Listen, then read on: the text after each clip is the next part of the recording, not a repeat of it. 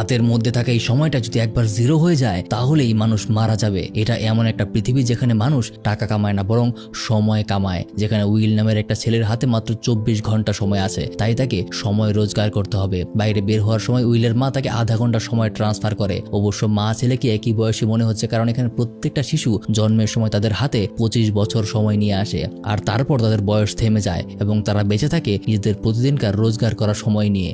তারপর উইল তার কাজে বের হয়। তাদের বর্তমান পৃথিবীতে এই সময়ের মাধ্যমেই সবকিছু হয়। কোনো কিছু কিনতে গেলে তার নির্দিষ্ট পরিমাণ সময় ট্রান্সফার করতে হয়।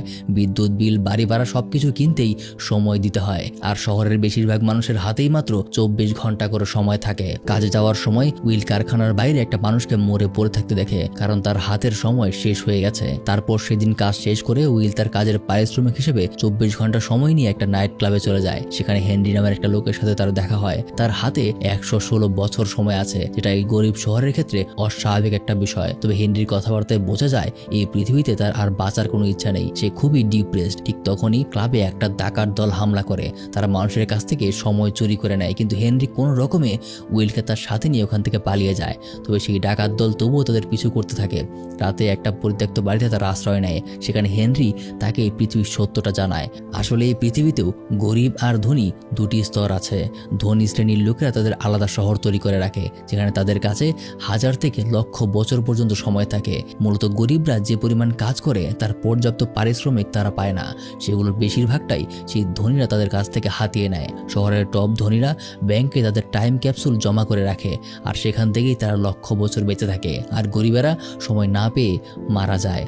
হেনরি নিজেও সেই ধনী স্ট্যাটাস থেকেই এসেছে, কিন্তু এ সকল সত্য জানতে পেরে সে আর বেঁচে থাকতে চায় না। তাই পরদিন সকালে উইল যখন ঘুমিয়েছিল, হেনরি তার হাতে 116 বছর ট্রান্সফার করে দেয় আর নিজের হাতে 5 মিনিট রেখে একটা ব্রিজের উপর উঠে গিয়ে বসে থাকে।